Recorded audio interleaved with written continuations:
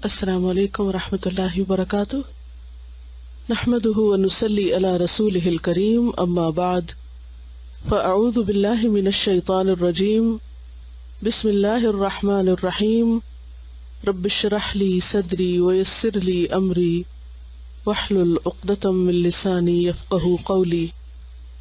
الحسد، ح سین دال، حسد یحسد اور حسد یحسد، حسدن اور حسادتن مصدر ہے۔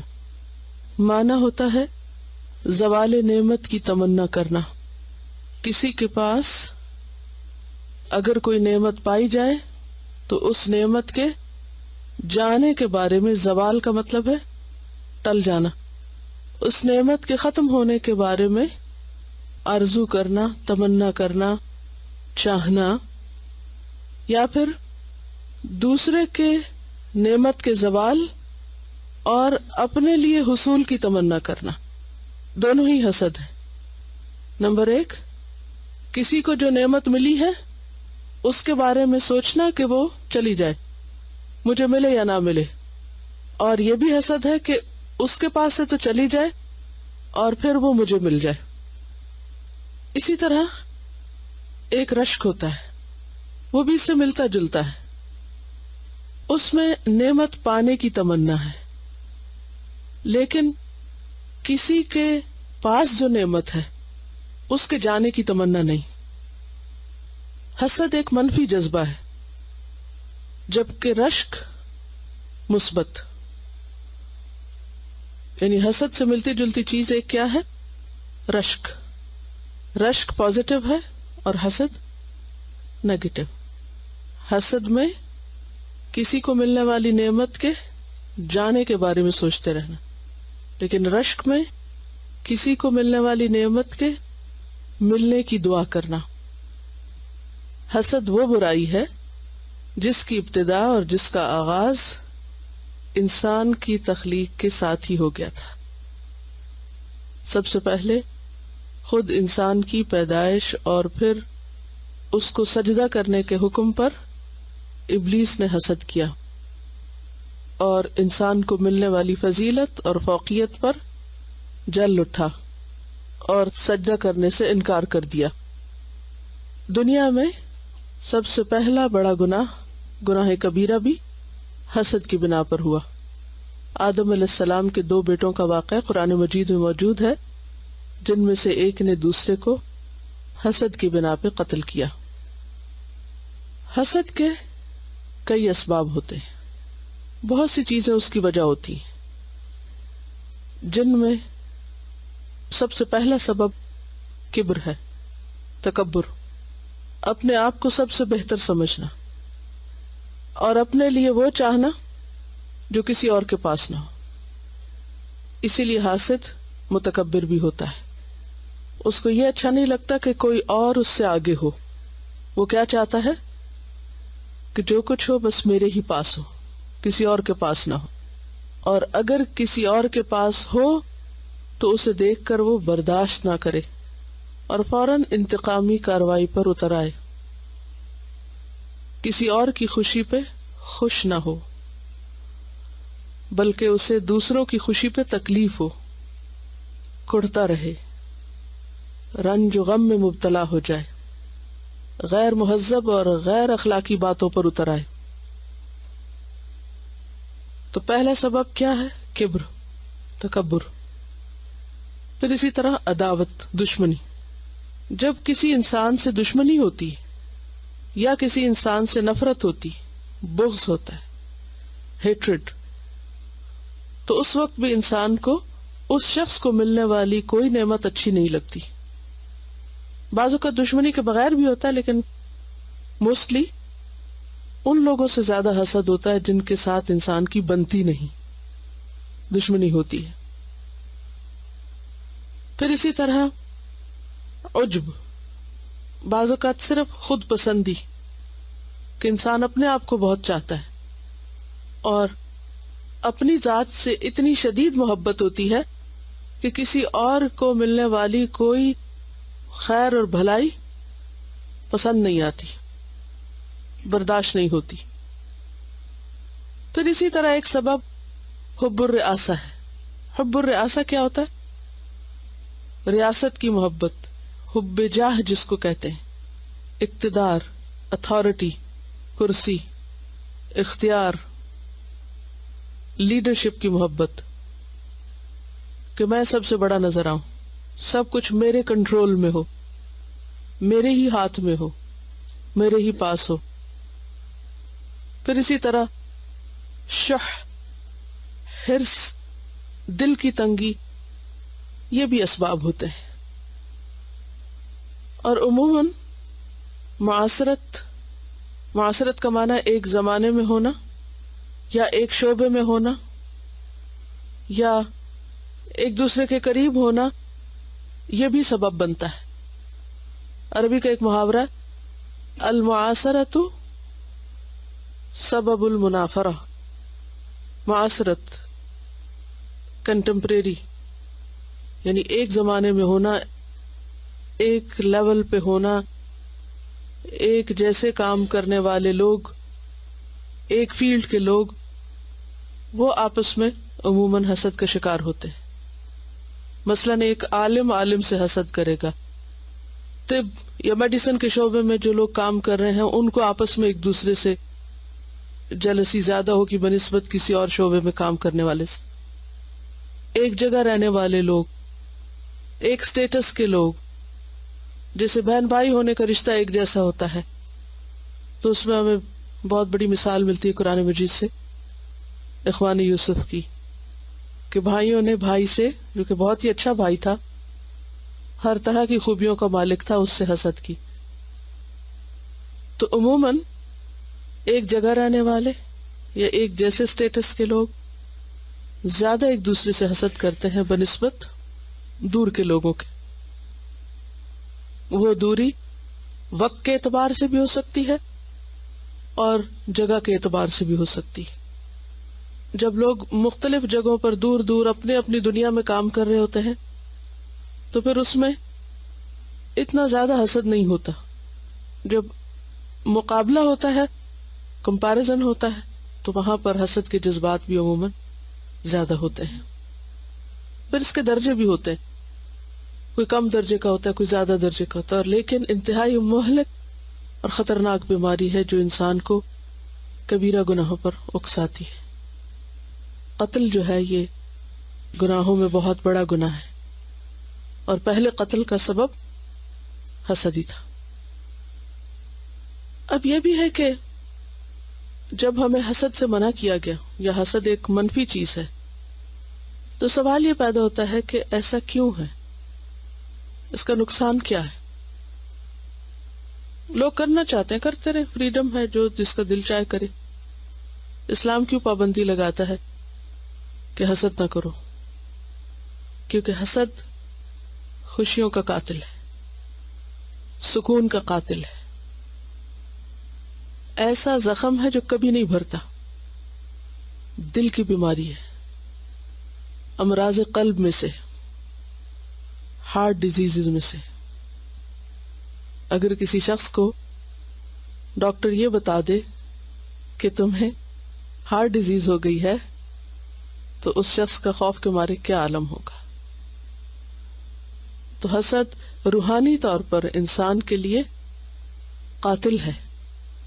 جیسے جسم کے لیے کچھ چیزیں قاتل ہیں نا، زہر کا کھانا یا کچھ ایسی غذاؤں کا کھانا کہ جو انسان کو ہارٹ ڈیزیز میں مبتلا کر دے، تو عموماً لوگ کیا کرتے ہیں، کتنا بھی پسند ہو نہیں کھاتے۔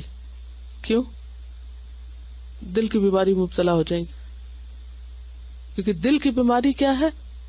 مہلک ہے۔ مہلک کا کیا معنی؟ قاتل ہے۔ تو اسی طرح حسد انسان کی روحانیت کا قاتل ہے۔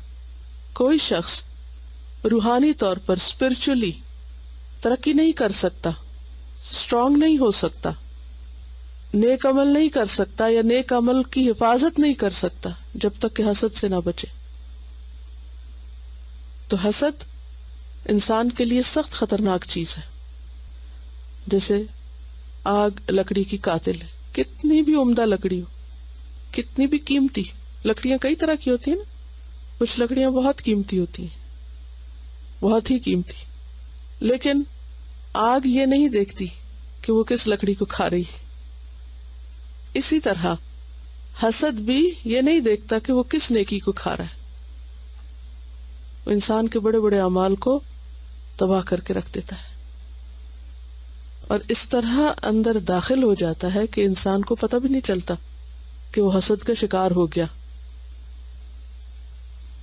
سمپٹمز کیا ہوتی ہیں، علامتیں کیا ہوتی ہیں جو انسان کو نظر آتی ہیں؟ حاسد کسی کی تعریف پر کبھی خوش نہیں ہوتا، کسی دوسرے کی تعریف اچھی نہیں لگتی، کسی دوسرے کو ملنے والی نعمت اچھی نہیں لگتی، اور وہ اس وقت بھول جاتا ہے کہ کسی کے لیے برا چاہنا دراصل اپنے لیے چاہنا ہے. حدیث میں آتا ہے نا، من ضار ضار اللہ بہ، جو کسی کا نقصان کرے گا اللہ اس کا نقصان کرے گا. آپ کسی کا برا چاہتے ہیں، اللہ آپ کے لیے برائی یا تکلیف کا راستہ کھول دے گا. ومن شاق شاق اللہ علیہ، جو دوسروں کو تنگی میں مبتلا کرے گا اللہ اس کے لیے تنگی پیدا کر دے گا. کیونکہ اس دنیا میں ایک اصول کیا ہے کہ ہر ایکشن کا ایک ری ایکشن ہے. کوئی عمل ایک عمل نہیں، دو طرفہ عمل ہوتے ہیں. یعنی کوئی بھی کام آپ کریں گے تو آپ کو اس کا نتیجہ دیکھنا پڑے گا. آپ خوشیاں بانٹیں گے تو آپ کو جواباً خوشیاں ملیں، آپ اسمائل کریں گے تو آپ کو اسمائل ملے گی. آپ کسی کو گھور کے دیکھیں گے تو دوسرا بھی آپ کو ویسے ہی دیکھے گا. آپ کسی سے سخت بات کریں گے تو دوسرا بھی آپ کو سختی سے جواب دے گا، کیونکہ اللہ تعالیٰ نے نظام ایسے ہی بنایا نا. تو جب آپ کسی کے لیے برا چاہیں گے تو یہ کیسے ہو سکتا ہے کہ لوگ آپ کے لیے اچھا چاہیں؟ حسد کی آگ میں، جلن کڑھن میں اس قدر شدت سے مبتلا ہوتا ہے کہ کسی دوسرے تک وہ آگ پہنچنے سے پہلے خود اس کو بھسم کرتی، خود اس کو جلا دیتی. یعنی اگر کوئی شخص کسی پہ جل رہا ہے تو وہ جلن اس تک تو پہنچے گی سو پہنچے گی، خود اس کو تو پہنچ رہی ہے نا. تو حاسد جو ہوتا ہے وہ اندر سے بھی کھایا ہوا ہوتا ہے، جلا ہوا ہوتا ہے. جب کوئی اندر سے جلا ہوتا ہے تو اس کے چہرے پر بھی وہ جلن کے آثار ہوتے ہیں، اس کی باتوں میں بھی. پھر وہ بات بھی کرتا ہے تو جلی کٹی سناتا ہے. وہ خود خوش نہیں ہوتا تو کسی کو بھی خوش دیکھ نہیں سکتا. وہ دوسروں کی خوشیوں میں بھی خرابی ڈالتا ہے. تو اس طرح حاسد بہت جلد بے نقاب ہو جاتا ہے. اگرچہ حسد اندر کی بیماری ہے، چھپی ہوئی ہے، دل کے اندر ہوتی ہے، لیکن بہت جلد بے نقاب ہو جاتی، چہروں پر آ جاتی، عمل میں آ جاتی، باتوں میں آ جاتی. انسان زیادہ دیر تک اس کو چھپا کے نہیں رکھ سکتا، غیبت کی شکل میں، تانے کی شکل میں، اور اسی طرح جھگڑے، لڑائی، چیخنا چلانا، فساد، ان سب کی شکل میں وہ اس کے باہر آ جاتی. تو اس لیے بے حد ضروری ہے کہ انسان اس کا علاج کرے اور اس کو چھوڑ نہ دے. انتہائی خطرناک چیز ہے، دنیا میں بھی تعلقات کی خرابی کا باعث بنتی، اور آخرت میں تو جو دنیا میں آگ بھڑکا کے جائے وہ آخرت کی آگ سے کیسے بچ سکتا ہے؟ آپ دنیا میں جل رہے ہیں، آپ وہاں کیسے نہیں جلیں گے؟ جب تک آپ اپنی اس آگ کو ٹھنڈا نہیں کریں گے، اس کا علاج نہیں کریں گے، تو یہ آپ کو کہیں کا نہیں چھوڑے گی. جو کسی کے لیے گڑھا کھودتا ہے خود اس میں گرتا ہے. ابراہیم علیہ السلام کے لیے جب ان کی قوم کے لوگوں نے آگ کا الاؤ تیار کیا تو کیا ہوا؟ وَأَرَادُوا بِهِ كَيْدًا فَجَعَلْنَاهُمُ الْأَخْسَرِينَ. انہوں نے اس کے ساتھ چال چلی تو ہم نے ان کو سب سے زیادہ خسارے میں مبتلا کر دیا. یہ ہو نہیں سکتا کہ آپ کسی کے لیے کسی بھی طرح برا چاہیں، کسی بھی وجہ سے، چاہے عداوت اور دشمنی کی وجہ سے، مخالفت کی وجہ سے، حسد کی وجہ سے، اور پھر آپ خود اس سے بچ جائیں. کیونکہ حاسد کسی کی خوشی پہ خوش نہیں ہوتا، اور جب آپ کسی کی خوشی میں خوش نہیں، شریک نہیں، تو جواباً وہاں سے خوشی آپ کے لیے کہاں سے ملے گی؟ آپ کیسے خوش ہو سکتے ہیں؟ جو آپ کسی کے لیے چاہیں گے وہی آپ پہ پلٹے گا. اس لیے بے حد ضروری ہے کہ انسان ایسے طریقے اختیار کرے، وہ چیزیں جانے اور وہ عمل کرے کہ جس سے اپنے اندر سے اس چیز کو ختم کرے. اور کوئی بھی کام ایک دفعہ کرنے سے نہیں ہوتا، بارہا اپنا جائزہ لیتے رہنے کی ضرورت ہوتی ہے. یہ مت سمجھے کہ ایک دفعہ آپ نے اپنے اندر سے یہ سب کچھ نکال دیا اور پھر آپ مطمئن ہو گئے، کیونکہ اس کا آغاز شیطان سے ہوا تھا نا، بنیاد وہاں سے پڑی. تو شیطان آگ سے، وہ خود آگ سے ہے اور دلوں میں بھی آگ بھڑکاتا رہتا ہے، اور وہ چاہتا یہ ہے کہ انسان کے اندر ایسے وسوسے ڈالے، ایسے خیال ڈالے، ایسی باتیں اس کو ڈالے کہ جو اس کو غمگین کر دے اور اس کا چین لوٹ لے، اور پھر اس کی انرجی اتنی ڈرین ہو جائے کہ کچھ بھی وہ کرنے کے قابل نہ رہے، کوئی مثبت کام نہ کر سکے. جب آپ منفی چیزوں پر اپنی ساری طاقت لگا دیں گے تو مثبت کام کرنے کا وقت کہاں سے ملے گا؟ تو علاج جاننا بے حد ضروری ہے اور علاج کرنا بے حد ضروری ہے. تو آئیے ہم دیکھتے ہیں کہ قرآن مجید ہمیں اس بارے میں کیا بتاتا ہے. ہم آیات اور احادیث پڑھتے ہیں اور اس کے ساتھ ساتھ ہم کچھ حسد کے علاج کے بارے میں بھی جانتے ہیں انشاءاللہ. قال اللہ تعالی ام یحسدون الناس علی ما آتاہم اللہ من فضلہ.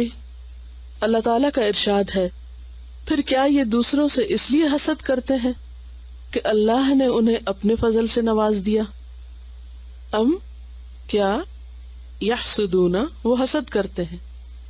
یہاں اشارہ بنی اسرائیل کی طرف ہے جو نبی صلی اللہ علیہ وسلم کی آمد سے پہلے آپ کا انتظار کر رہے تھے، اور آنے پر کہ وہ بنی اسماعیل میں سے آ گئے، حسد کی بنا پر آپ کی مخالفت کرنے لگے. تو کہا گیا کہ کیا وہ اس بنا پر لوگوں سے حسد کرتے ہیں کہ انہیں اللہ نے اپنے فضل میں سے دیا.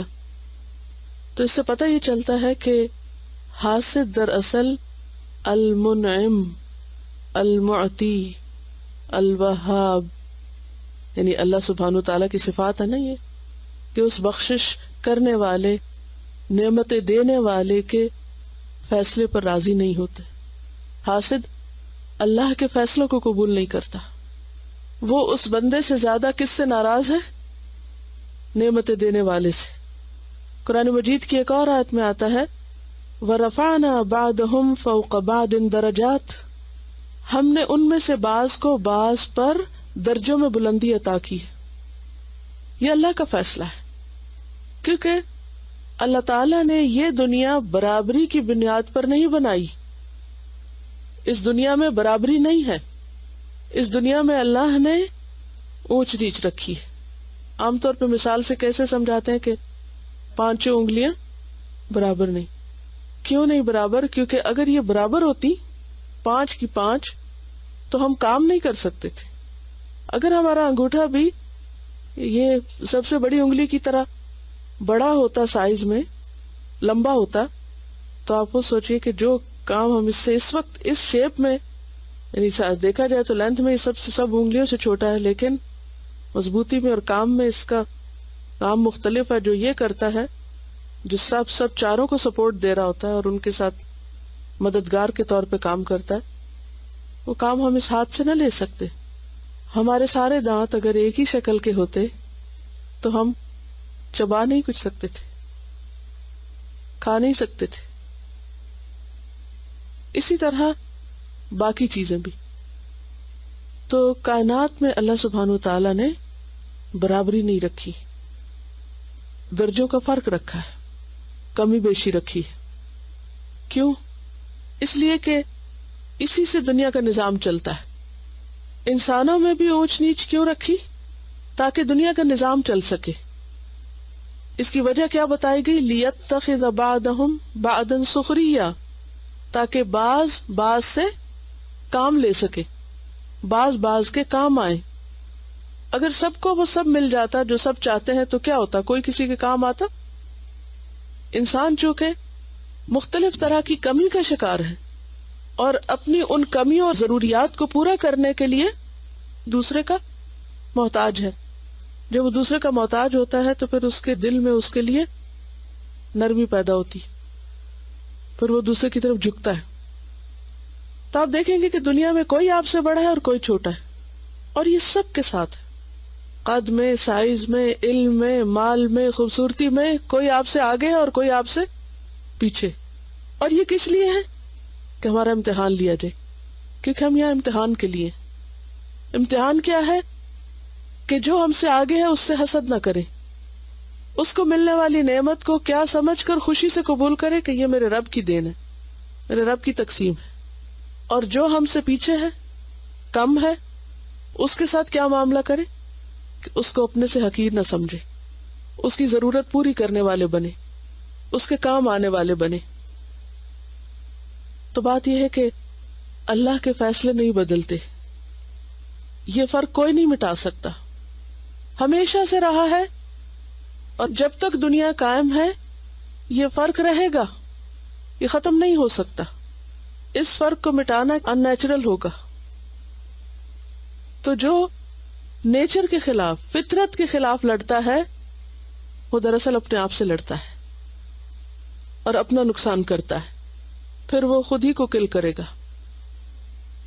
تو ام یحسدون الناس، کیا وہ لوگوں سے حسد کرتے ہیں، علی ما آتاہم اللہ من فضل، ان چیزوں پر جو اللہ نے ان کو اپنے فضل میں سے دی، اپنی خاص رحمت سے. اس سے یہ بھی پتہ چلتا ہے کہ جو نعمت کسی کو ملتی ہے وہ اس کا حق نہیں ہوتی، وہ پریویلیج ہے، رائٹ نہیں. عام طور پر ہم لوگوں کی گفتگو میں یہ بات ہوتی ہے، کیا میرا اتنا بھی حق نہیں کہ مجھے یہ چیز مل جائے؟ کیا میرا حق نہیں ہے کہ مجھے 2 وقت کی روٹی ملے؟ کیا میرا حق نہیں ہے؟ نہیں، کچھ بھی حق نہیں ہے. کیا ہے؟ انعام ہے، احسان ہے اللہ کا، وہ نہ چاہے تو نہ دے. آپ کیا کر سکتے؟ اگر یہ احساس رہے تو انسان کو پھر جو کچھ بھی ملتا ہے اس پر شکر کرتا ہے. اور اگر انسان اس بولی میں بولتا رہے، اس ٹون میں بولتا رہے، کیا میرا یہ حق نہیں اور میرا وہ حق نہیں، تو پھر کیا ہوگا؟ حقوق کی اس جنگ میں کبھی بھی انسان پرسکون نہیں ہو سکتا، کبھی بھی اس کو چین نہیں آ سکتا. قال اللہ تعالی ومن شر حاسد اذا حسد، اور اللہ تعالی کا فرمان ہے اور حاسد کے شر سے جب کہ وہ حسد کرے. اس سے کیا پتہ چلتا ہے کہ حاسد اپنے آپ کو نقصان دینے کے ساتھ ساتھ بعض اوقات انتقامی کارروائیوں کی وجہ سے دوسرے کو بھی نقصان پہنچاتا ہے. کیونکہ اللہ تعالیٰ نے دنیا میں خیر اور شر دونوں رکھا ہے، خیر بھی اپنا کام کر رہا ہے اور شر بھی اپنا کام کر رہا ہے. تو یہ اللہ تعالیٰ کی بہت بڑی رحمت ہے کہ اس نے ہمیں ایسے شر سے خبردار کر دیا کہ شر ہے، لیکن اس شر سے بچنے کے لیے کیا کرو؟ اللہ کی پناہ میں اپنے آپ کو دے دو.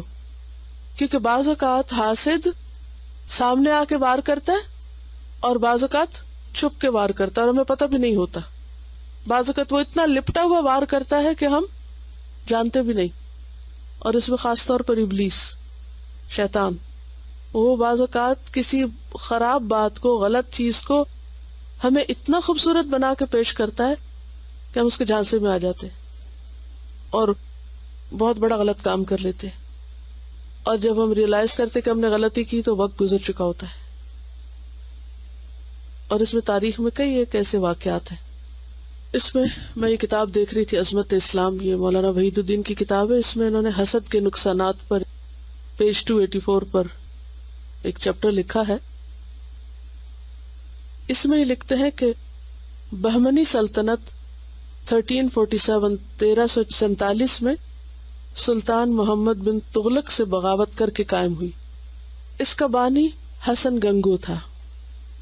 حسن کا کہنا تھا کہ وہ ایران کے قدیم بادشاہ بہمن کی اولاد سے، اس بنا پر اس کا خاندان بہمنی خاندان کہا جاتا ہے.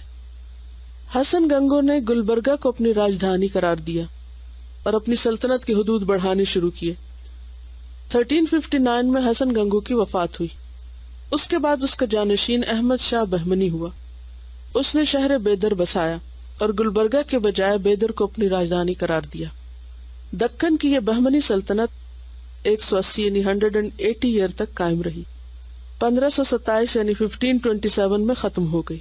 اس سلطنت کا وزیر 1463 سے لے کر 1481 تک محمود گواں تھا. اس کا زمانہ بہمنی سلطنت کا سب سے زیادہ کامیاب زمانہ ہے. اس نے سلطنت کو مزید وسیع کیا اور اپنے تدبر سے اس کو بہت مستحکم کیا. مورخین نے بالاتفاق اس کی اعلیٰ لیاقت کا اعتراف کیا.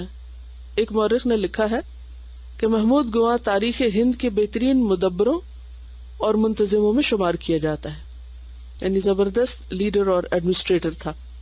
انسائکلوپیڈیا بریٹانیکا میں اس کے بارے میں لکھا ہے.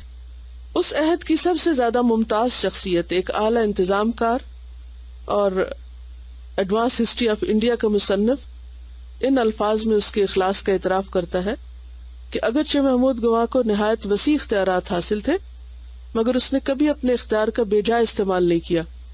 اپنی ماہرانہ سیاست، کامیاب فوجی اقدامات کے ذریعے اس نے بہمنی سلطنت کے رقبے کو ایسی حد تک پہنچایا جو پچھلے حکمرانوں کے زمانے میں کبھی سوچی بھی نہ گئی تھی. محمود گواں اس قدر محنت کا عادی تھا کہ وہ اپنا ایک لمحہ ضائع نہ کرتا. اپنی ضرورتیں اس نے بہت محدود کر لی تھی. چٹائی پہ سوتا، مٹی کے برتن میں کھانا کھاتا، نہایت سادہ زندگی گزارتا. اس کے ذاتی کتب خانے میں 3000 کتابیں تھیں. اس نے بہمنی سلطنت کی راجدھانی بیدر میں ایک مدرسہ قائم کیا اور اپنی تمام کتابیں وہاں بھیج دی. مدرسہ کی عمارت کے آثار اب بھی بیدر میں موجود ہیں. اس کے زمانے میں بہمنی سلطنت کو بہت ترقی ہوئی. محمود گواں کے زمانے میں بہمنی تخت پر محمد شاہ سوم تھا. یہ بادشاہ نہایت آرام طلب اور ناکارہ تھا. نتیجہ یہ ہوا کہ سلطنت کا سارا انتظام عملاً محمود گواں کے ہاتھ میں آ گیا، یہ جس کے اوپر ذکر ہے. محمود نے اس اقتدار کا کبھی ناجائز فائدہ نہیں اٹھایا. پھر بھی یعنی کوئی اس نے فائدہ نہیں اٹھایا، صرف یہ کہ وہ کام زبردست کر رہا تھا جس سے ملک کو ترقی ہو رہی تھی. پھر بھی دربار کے عمراء اس کے قوت اور اثر کو دیکھ کر اس سے جلنے لگے. انہوں نے خفیہ طریقے سے محمود کی سرکاری مہر حاصل کر لی، سٹیمپ. اس کے بعد ایک فیک جعلی خط لکھ کر اس کی مہر کے ساتھ تیار کیا اور وجے نگر کے راجہ رائے نرسنگ کے نام خط لکھا گیا اور یہ فرضی خط انہوں نے بادشاہ کو دکھایا اور کہا کہ آپ کا وزیر غدار ہے جو آپ کو تخت سے بے دخل کرنا چاہتا ہے اور یہ دوسرے راجہ سے ساز باز کر رہا ہے. یعنی حسد میں آ کے محمود کے خلاف اس کے بادشاہ کو ورغلا دیا اور جھوٹا ایک پیپر تیار کر کے یہ ثابت کیا کہ یہ آپ کے خلاف سازش میں ملوث ہے، حالانکہ اس غریب کو کچھ خبر نہیں تھی. بادشاہ امیروں کے دھوکے میں آ گیا، درباریوں کے دھوکے میں آ گیا. اس نے 15 اپریل کو اس لائق وزیر کو قتل کرا دیا. بعد کو بادشاہ کو پتہ چلا اس نے غلطی کی، پتہ چل گیا کہ یہ سب دھوکا ہوا.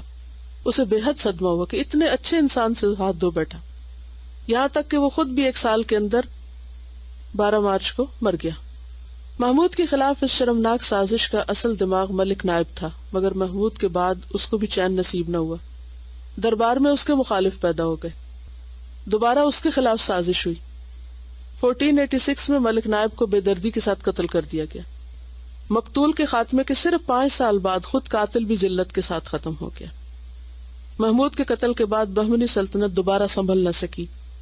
1524 میں اس کے آخری حکمران کی وفات کے ساتھ بہمنی سلطنت کا خاتمہ ہو گیا. اس کے بعد اس علاقے میں بغاوتیں ہوئیں اور ایک سلطنت 5 سلطنتوں میں تقسیم ہو گئی.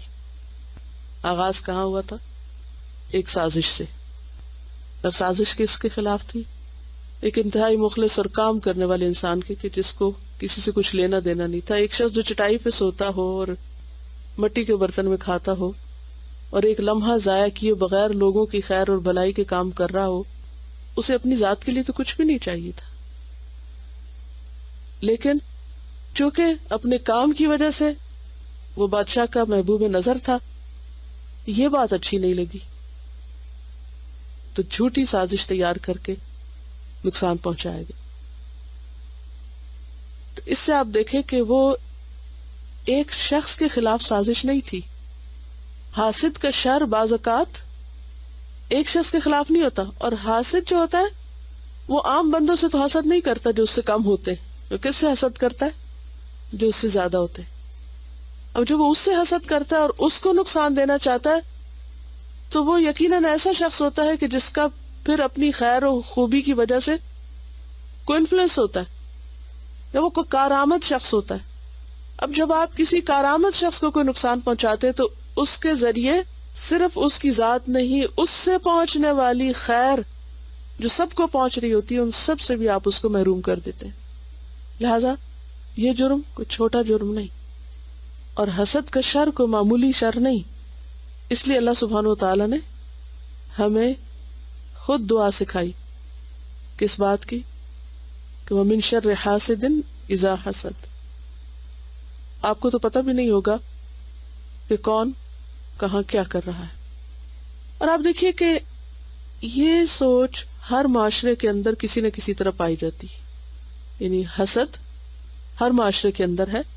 حسد کے مختلف جو سمٹمز ہیں یا مختلف طرح سے اس کو اکنالج کرنا، یہ بھی پایا جاتا ہے مختلف معاشروں کے اندر۔ اسی لیے آپ دیکھیں گے کہ حاسد کی نظر لگنا اور پھر اس نظر کے علاج کے لیے بہت سے لوگ ٹوٹکے بھی کرتے رہتے ہیں۔ مثلا جب بچہ پیدا ہوتا ہے تو بعض اوقات اس کے ماتھے پہ تل لگا دیتے ہیں کالا، یا اس کے پاس چھری رکھ دیتے ہیں۔ بعض لوگ گھر میں آئینہ رکھتے ہیں، بعض اوقات اور بھی کچھ طریقے اختیار کیے جاتے ہیں، اور اس کا مقصد کیا ہوتا ہے؟ نظر نہ لگے، حاسد کے حسد اور شر سے بچنے کے لیے۔ لیکن اللہ تعالیٰ نے ہمیں اس سے بچنے کے لیے بہترین طریقہ سکھایا ہے، اور وہ کیا کہ ہر نماز کے بعد یہ صورتیں پڑھی جائیں، صبح اٹھتے ہوئے پڑھی جائیں، رات کو سوتے وقت پڑھی جائیں، اور انسان مسلسل اللہ کی مدد مانگتا رہے۔ اور جب کوئی نعمت اچھی لگے اپنی یا کسی کی تو کیا پڑھے؟ ماشاء اللہ لا قوت الا باللہ۔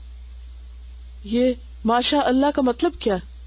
جو اللہ نے چاہا، یعنی اگر کسی کو کچھ ملا ہے تو یہ اللہ کی چاہت ہے، اللہ سبحانہ و تعالیٰ کا فیصلہ ہے، آپ اس فیصلے پہ ناراض کیوں ہیں؟ اب دیکھیے کہ دنیا میں حسد انفرادی سطح پر بھی ہوتا ہے اور اجتماعی سطح پر بھی، قومیں قوموں سے بھی کرتی ہیں اور افراد افراد سے بھی۔ افراد کے حسد میں تو انڈیویجولی کسی بھی لیول پر حسد ہو سکتا ہے، لیکن اقوام سے حسد، جیسے بعض اوقات ویسٹ کے خلاف لوگ کس لیے بولتے رہتے ہیں، ان کی ترقی کو دیکھ کر کوئی نہ کوئی نقص نکالتے رہتے ہیں، اور ان کی اخلاقی خرابیوں کے اوپر زیادہ سے زیادہ بات ہوتی ہے۔ ٹھیک ہے، وہ سب موجود ہے، لیکن اس کے اوپر فرض کیا ہے کہ پھر آپ اس کی اصلاح کی کوئی کوشش کریں۔ لیکن بعض اوقات کسی بھی قوم یا ملک یا علاقے کی ترقی دیکھ کر کہیں کوئی تعریف ہو رہی ہو تو وہاں صرف خامیوں پہ بات شروع کر دینا، یہ کیا ہے؟ یہ بھی حسد کی نشانی۔ کارل مارکس نے جو تحریک شروع کی تھی اس کی بنیاد بھی، یعنی اشتراکیت کی بنیاد کیا تھی؟ کس کے خلاف حسد تھا؟ کس کے خلاف نفرت تھی؟ رچ لوگوں کے، مالداروں کے خلاف، یعنی وہ غریبوں کی ہمدردی میں کم اور امیروں کی نفرت میں زیادہ تھی۔ کیونکہ بعض اوقات لوگوں کو کسی اچھے کاز کے لیے جمع کرنا مشکل ہوتا ہے، کہ لوگوں کو اگر یہ کہا جائے کہ آؤ غریبوں کی ہمدردی میں مل کے کوئی کام کرتے ہیں تو کتنے لوگ کام کریں گے؟ لیکن اگر لوگوں کو اس پہ اکٹھا کیا جائے کہ آؤ فلاں فلاں کی نفرت میں کام کرتے ہیں یا ان کے خلاف ریاکشن کرتے ہیں، تو دنیا میں بہت ساری موومنٹس کے پیچھے آپ دیکھیں کہ وہ ریاکشن ہو، ریاکشنری تحریک ہے، ریاکشنری موومنٹس۔ اور ریاکشنری موومنٹس عموماً انسانوں کے فائدے میں کم ہوتی ہیں اور نقصان میں زیادہ، کیونکہ وہ چلانے والے اور اس کے لیے کام کرنے والے جب ختم ہوتے ہیں تو پھر آہستہ آہستہ وہ بھی دم توڑ دیتی ہیں، وہ بھی ختم ہو کے رہ جاتی ہیں، کیونکہ اس کی کوئی بنیاد نہیں ہوتی۔ وَمَثَلُ كَلِمَةٍ خَبِيثَةٍ كَشَجَرَةٍ خَبِيثَةٍ اجْتُثَّتْ مِنْ فَوْقِ الْأَرْضِ مَا لَهَا مِنْ قَرَارٍ۔ ایسی چیزیں قرار نہیں پکڑتی۔ کوئی عمل جو آپ صرف کسی ریاکشن میں کر رہے ہیں، کسی کی نفرت میں کر رہے ہیں، کسی کے خلاف ہو کے کر رہے ہیں، تو وہ زیادہ دیر نہیں چلے گا، دنیا میں بھی اور آخرت میں تو اس کے لیے کوئی اجر ہے ہی نہیں۔ اگرچہ نفرت پر مبنی کام جو ہوتے ہیں وہ بظاہر بہت فورسفل ہوتے ہیں، انہیں بڑی قوت ہوتی، کیونکہ نفرت بھی ایک بہت شدید قوی جذبہ ہوتا ہے انسان کے اندر، اور اس کے اندر بعض اوقات بڑے بڑے رسک لینے اور بڑے بڑے چیلنجز قبول کرنے کی جرت پیدا کر دیتا ہے جو عام طور پر آپ نہیں پیدا کر سکتے. آپ دیکھیں گے کہ غصے کی وجہ سے آپ کے اندر جو طاقت پیدا ہوتی ہے، چاہے وہ تھوڑی دیر کے لیے پیدا ہو، وہ عام حالات میں نہیں دکھائی دیتی، یا کسی بہت اچھے کام کو کرنے کے لیے عمومی طور پر وہ آپ کے اندر نہیں ہوتی. تو نیگیٹو فورسز جو ہے انسان کے اندر وہ بہت شدید ہیں، لیکن یہ یاد رکھیے کہ وہ لاوے کی طرح پھٹتی ہیں، لیکن ہر اٹھنے والا لاوا اگرچہ تباہی لاتا ہے، پھر کیا ہوتا ہے بالآخر؟ ٹھنڈا ہو جاتا ہے، ختم، جزیرہ ہی بن جاتا ہے نا، بنجر. تو بات یہ ہے کہ انسان کو ہمیشہ یہ سوچنا چاہیے کہ کوئی بھی جو عمل کرنے لگا ہے، کوئی بھی کام، کسی کا ساتھ دینے لگا ہے، کسی کی باتوں میں جو آ رہا ہے، کسی کی ہاں میں جو ہاں ملا رہا ہے، وہ کس نیت سے ہے، کس جذبے سے. بعض اوقات دو لوگوں کا اتحاد صرف وقتی کسی ایسی ہی نفرت کی بنا پر ہوگا جو دونوں کے اندر کامن ہوگی کسی تیسرے کے خلاف، اور جو ہی وہ مقصد حل ہوگا وہ دونوں الگ ہو جائیں گے. اسی لیے پیچھے ہم نے پڑھا تھا نا کہ من احب للہ و ابغض للہ و آطا للہ و منع للہ فقد استکمل الایمان. جس نے اللہ کے لیے محبت کی، اللہ کے لیے بغض رکھا، کیونکہ حسد کے پیچھے بغض ہوتا ہے نا، نفرت ہوتی. ابن زبیر سے روایت ہے، نبی صلی اللہ علیہ وسلم نے فرمایا کہ دب الیکم داء الامم قبلکم، تمہارے اندر پچھلی اقوام کی بیماریاں چپکے سے آ جائیں گی. دبیب ہوتا ہے نا، آہستہ چال سے، تھوڑے تھوڑے تھوڑے تھوڑے کرتے ہوئے گھس جانا کسی چیز. دابہ اسی سے. البغضاء والحسد، بغض اور حسد. والبغضاء اور بغض ہی الحالقہ، حالقہ قاف سے، حالقہ نہیں ہے، حالقہ مونڈ دینے والی ہے، اریز کر دینے والی ہے. لیس حالقۃ الشعر، بال مونڈنے والی نہیں، ولیکن حالقۃ الدین، دین کی صفائی کر دینے والی. تو بات یہ ہے کہ جب تک بغض اللہ کے لیے نہ ہو، اپنے نفس کے لیے ہو، تو وہ دین کی صفائی کر دیتا ہے. اس سے کئی اور خرابیاں پیدا ہوتی. وہ آگ ہے جو نیکیوں کو ختم کر کے رکھ دیتی ہے. تو من احب للہ و ابغض للہ، جس نے اللہ کے لیے محبت کی اور اللہ ہی کے لیے بغض رکھا، اس نے اپنا ایمان مکمل کیا. اور ایسی ہی محبت جو اللہ کی خاطر ہو وہ پائیدار ہوتی، وہ باقی رہتی ہے. وہ کیسے باقی رہتی؟ کیونکہ اس میں ذات نہیں ہوتی، اللہ کی رضا ہوتی. پھر انسان دوسرے کی غلطیوں، کمی کوتاہی کو معاف کرتا رہتا ہے.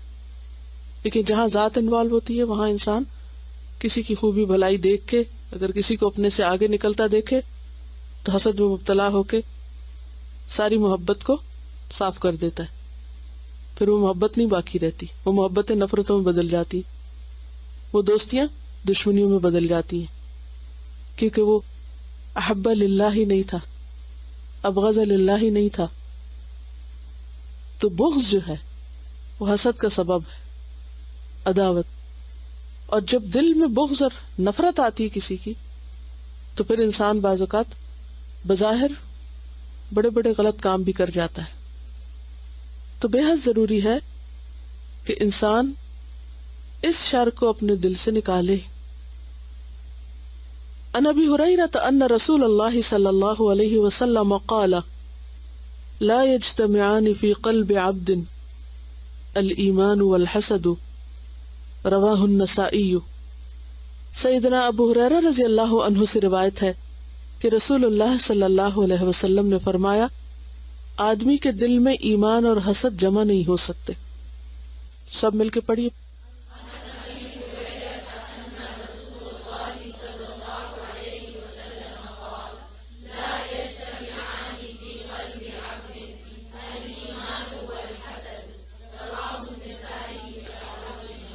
نسائی نہیں ہے، نہ ہے، نسائی، نسائی.